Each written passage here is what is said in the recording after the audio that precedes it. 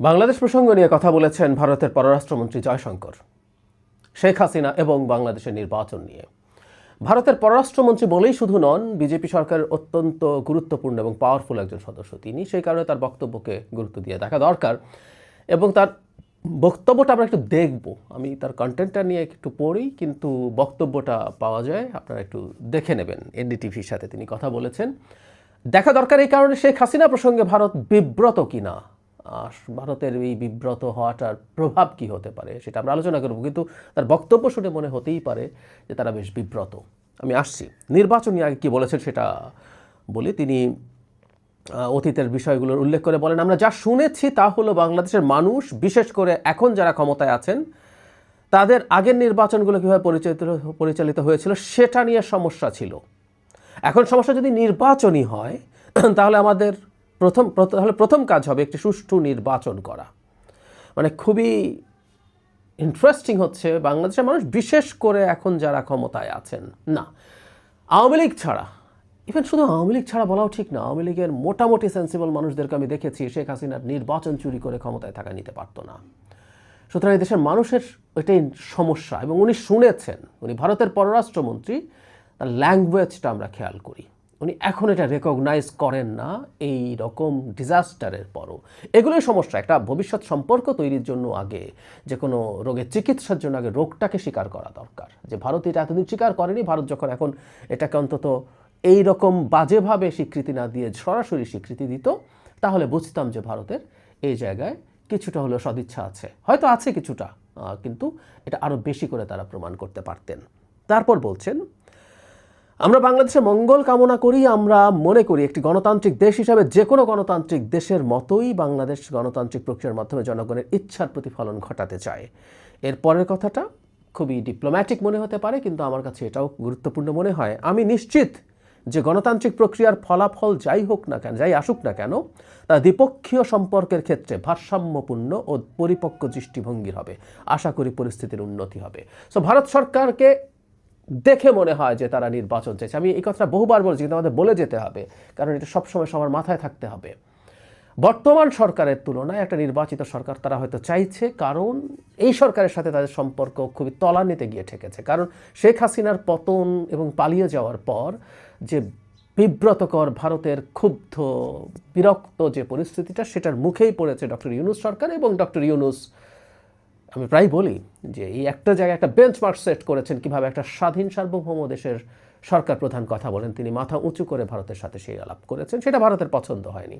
ফলে একটা নির্বাচিত সরকার আসলে তারা নতুন করে হয়তো চেষ্টা করতে পারবেন, ভারত সেটা দেখছে। যদিও আমি বলি এই কথাটা, ভারতকে আসলে তাকে রিয়েল অ্যালাইনমেন্ট করতে হবে বাংলাদেশের সাথে। যেভাবে বাংলাদেশকে দেখেছে, দেখতে চেয়েছে, বাংলাদেশের সরকারকে চালাতে চেয়েছে, সেটা আসলে বাংলাদেশের কোনো সরকার পারবে না, সেটা যে সরকারই হোক না কেন।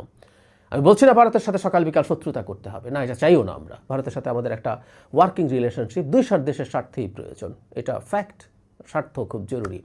কিন্তু হাসিনার মতো স্লেভ ধোয়া দূরেই থাকুক, তার একটা ছোট ভগ্নাংশও কেউ যদি হতে চায়, এদেশের মানুষ তাকে ক্ষমতায় রাখবে না। সো ভারত যখন বাংলাদেশের সাথে একটা ভালো সম্পর্ক তৈরি করতে চায়, তাকে এটা মাথায় রাখতে হবেই। দ্বিতীয় যে প্রশ্নটা আছে সেটা হলো শেখ হাসিনা প্রসঙ্গে। এটা ইন্টারেস্টিং, যে বলছি এটা দেখে নিতে হবে। কন্টেন্ট আমি একটু পড়ি, তারপরও দেখে নেওয়াটা সবচেয়ে ভালো হবে। তার কাছে জানতে চাওয়া হয়েছিল, শেখ হাসিনা যতদিন চান ভারতে থাকতে পারবেন কি না। এই প্রশ্নের জবাবে জয়শঙ্কর প্রথমেই বলেন, আচ্ছা এটি একটা ভিন্ন বিষয়, তাই না? মানে উনি এক ধরনের বিব্রত হয়েছেন, আপনারা ভিডিওটা দেখলে বুঝবেন, আমি শেষেও যোগ করে দিতে পারি। এরপর তিনি বলেন, তিনি একটা বিশেষ পরিস্থিতিতে এখানে এসেছিলেন। আমি মনে করি সেই পরিস্থিতির স্পষ্ট প্রভাব এই ঘটনার ওপরে ছিল, মানে ভারতের আশ্রয় নেওয়ার ওপরে ছিল।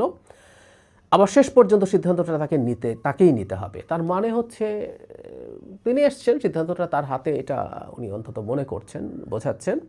কিন্তু জয়শঙ্কর প্রশ্ন শোনা এবং জবাব দেওয়ার সময় ফাম্বল করছিলেন। এটা একটা খুব গুরুত্বপূর্ণ ব্যাপার। উনি প্রস্তুত ছিলেন না, এবং এই প্রশ্ন ফেস করাটা ওনার খুব স্মার্ট হয়নি। Is a very smart guy, আমরা তাকে অনেক সময় দেখি, এবং ভারতে অন্তত বা অন্যান্য অনেক জায়গায় তার জবাবের অন্তত খুবই প্রশংসা আছে। যদিও আমি পররাষ্ট্রনীতি ভারত যেটা নিচ্ছে, এটাকে আমি ভয়ঙ্কর রকম ফেইল্ড একটা পররাষ্ট্রনীতি বলে মনে করি, তার দায়িত্ব জয়শঙ্করকেও নিতে হবে।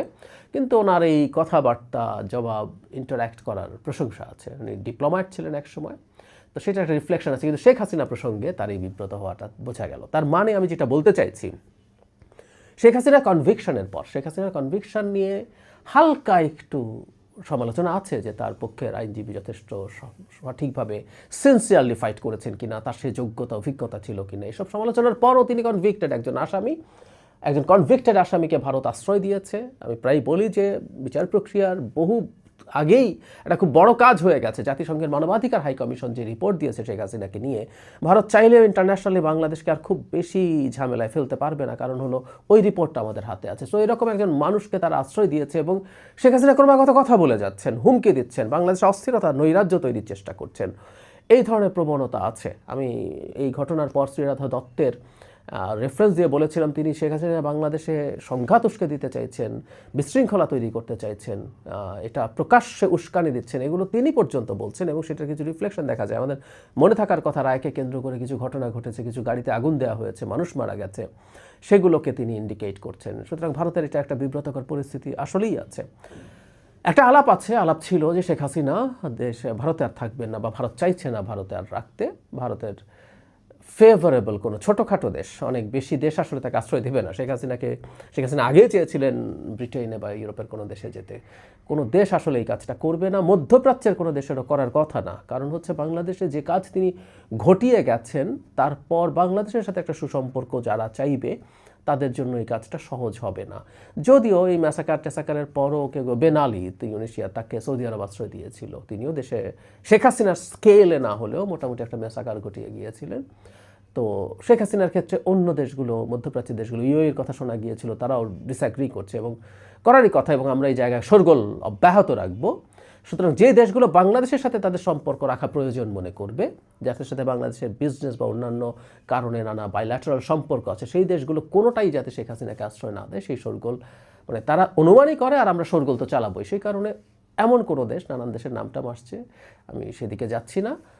আমি ধারণা করি যে ভারত সম্ভবত শেখ হাসিনাকে ভারতে আর থাকতে এনকারেজ করবে না। শেখ হাসিনার ইচ্ছার কথা বলা হচ্ছে, কিন্তু তারা ইনফর্মালি শেখ হাসিনাকে সম্ভবত ভারত ত্যাগ করে অন্য কোথাও যাওয়ার কথাই বলবে।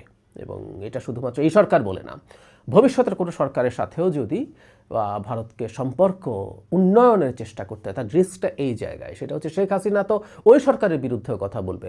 একটা কমন পারসেপশন হচ্ছে নির্বাচন যদি হয় বিএনপি ক্ষমতায় আসবে। বিএনপি যদি ক্ষমতায় আসে তাহলে তারা খুব সম্ভাবনা আছে যে শেখ হাসিনা ওখানে বসে বিএনপির বিরুদ্ধে আজে বাজে কথা বলবে, হুমকি ধামকি দেবে। এগুলো তো তার প্রবণতা, এটা তিনি করেন। আইদার ভারতকে তখন অন্তত এগুলো বন্ধ করতে হবে। এখন ভারত বন্ধ করতে চাইছে বলে মনে হয় না। ইউনূস সরকারকে একটু উস্কাচ্ছে, এটা তাদের ভালোই লাগছে। কিন্তু ওই সরকারের সময় এটা বন্ধ করতে পারতে হবে। বা বিএনপি সরকার যদি টাফ হয় এবং সরকারের উপর চাপ থাকবে শেখ হাসিনাকে ফেরত দেওয়ার জন্য, ভারতের ওপরে চাপ তৈরি করার, সেটা যদি করতে হয়, তাহলে ভারত যদি বিএনপি সরকারের সাথে মোটামুটি একটা ওয়ার্কিং রিলেশনশিপ চায়, আমি রিসেন্ট সময়ে বলেছি বেগম খালেদা জিয়ার অসুস্থতার সময় মোদি যে ধরনের স্টেটমেন্ট দিয়েছেন, সেই স্টেটমেন্টে এটা স্পষ্ট যে তারা চাইবে সামনে সম্পর্কটাকে ভালোর দিকে নেয়। এটা শুধুমাত্র বাণিজ্যিক সম্পর্কের প্রশ্ন নয়, এটা স্ট্র্যাটেজিক ইস্যুও আছে। ভারত যত নিজকে সরিয়ে রাখবে, সেখানে চায়না ঢুকবে, পাকিস্তান ঢুকবে, এটাই নিয়ম, এটাই স্বাভাবিক, এটাই ঘটে। তো ভারত সেই কারণে সম্ভবত শেখ হাসিনাকে তার দেশে রাখতে চাইবে না। একটা নির্বাচিত সরকারের সময়ও অন্তত চুপ থাকতে তো চাইবেই। জয়শঙ্করের এই ফাম্বল করা দেখে আমার কাছে মনে হলো তারা সত্যিই বিব্রত এখন। Since you spoke of our neighbor in the east, Sheikh Hasina is in India, and in Oh, but by the way, that wasn't the neighbor in the east I had. I had the one for. I'm saying I'm talking about is in India, and so far we've held off all pressure that's being made by Dhaka to send her back to face trial. How do you see Delhi's relationship with Dhaka play out, given the fact that you've got one very key political player and those in power at the moment have a very different view on her? Well, you know, what we heard was that people in Bangladesh, particularly those who are now in power, had an issue with how the elections were conducted earlier. Now, you know, this is not our issue. We are a well-wishing neighbor. Now, if the issue was the election, then you would imagine that the first order of business would be to do a fair election, which has hopefully something would, election would happen soon. It's their business. But at the end of the day, if the entire issue was about fair elections, then it makes sense that the elections are held. So as far as we are concerned, we wish Bangladesh well. We think as a democratic country, any democratic country likes to see the will of the people ascertained through a democratic process. And I'm quite confident that whatever comes out of the democratic process would have a balanced and mature view about the relationship, and hopefully things would improve. And Sheikh Hasina is welcome to stay for as long as she wants. Well, that's a different issue, isn't it? I mean, she came here in a certain circumstance, and I think that circumstance clearly